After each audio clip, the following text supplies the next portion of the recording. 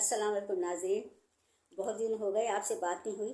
मैंने आपसे कहा था कि पहले तो कंस्ट्रक्शन हो रही यहाँ पे सीवी में, उसकी वजह से आपसे बात नहीं हो सकी। दूसरे फिर मैंने कहा था मैं शादी मेरे यहाँ घर में शुरू हो जाएगी, तो मैंने ये बताया नहीं आपको कि शादी किसकी थी। मेरे नवासे की शादी है।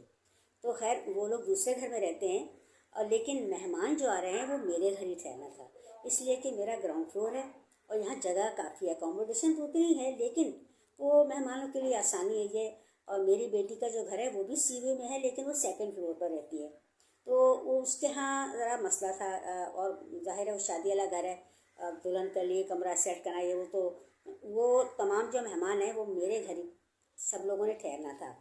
तो सबसे पहले तो मेरी जो बड़ी मेरे जेठ की जो बेटी है, तो सबसे पहले तो वो आई, और वो लंदन से आई थी।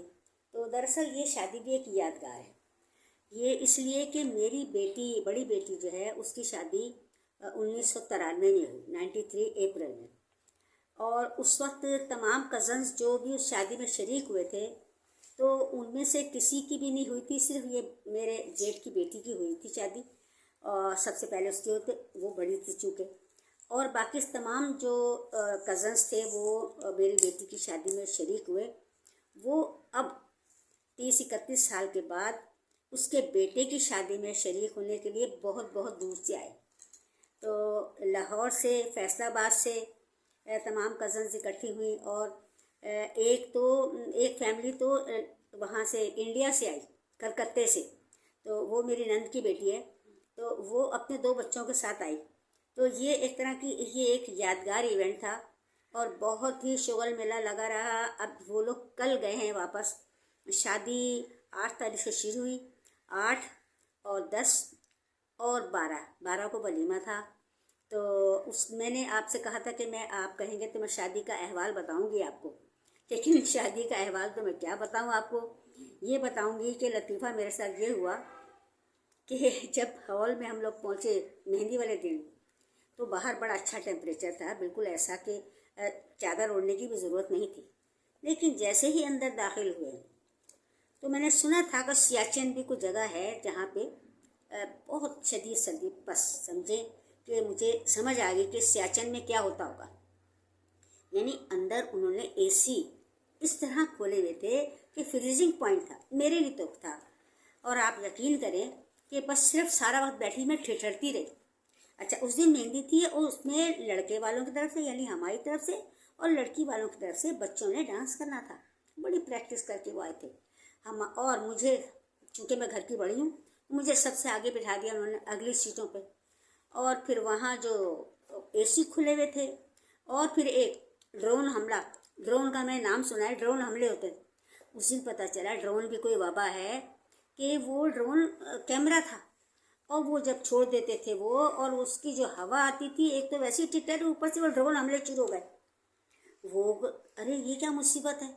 और मुझे तो यूँ लगा कि उस दिन मुझे अंदाज़ा हुआ कि जितने भी लोग आए थे शादी में शरीक हुए, उन सबसे ज़्यादा बीमार मैं थी। यानी किसी को नहीं लग रही थी सर्दी मेरे अलावा। आप यकीन करें ना मुझसे खाना खाया गया, मैं मुसलसल सिर्फ ठहरती थी, ठिठर के मेरी जो हाथों की उंगलियां थी वो ऐसी कि मुझसे निवाला नहीं तोड़ा जा रहा था। तो मैं बस समझे भूखी आई वहाँ से। अच्छा, उसके बाद शादी वाले दिन भी कुछ निस्बतन उन्होंने ये किया कि एसी उन्होंने टेम्परेचर थोड़ा सा कम किया हुआ, ठीक है चले वो भी हो गया। लेकिन बाहर फिर भी बड़ा अच्छा मौसम था। तो कम अज़ कम यही हो कि जो बाहर क्लाइमेट है, जो वो टेम्परेचर है, आप वही वाला अंदर रखते हैं, ठीक है। अंदर बहुत सारे लोग जमा हो गए जी, तो इसलिए खोलना पड़ा। तो वही खोलना पड़ा तो इतना तो कर दो जितना बाहर है। नहीं, उससे कम होना चाहिए। अच्छा, फिर वलीमे वाले दिन भी यही था कि इसी तरह बहुत लोग थे वलीमे में, और ऐसे ही था। तो ये 3 दिन तो मेरे ऐसे ही गुजरे, और मैं क्या पता एक कमरे में बैठी रहती हूँ और ज़्यादा कहीं आती जाती भी नहीं हूँ।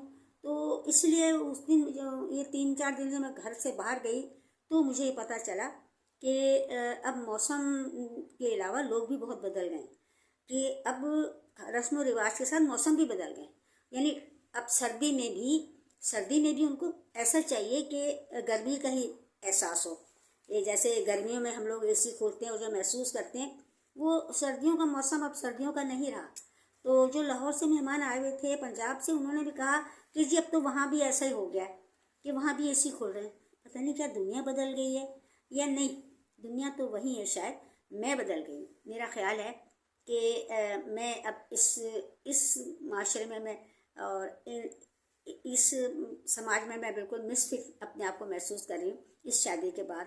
कि एक तो मुझे लगता है कि मैं सबसे पीछे रह गई हूँ,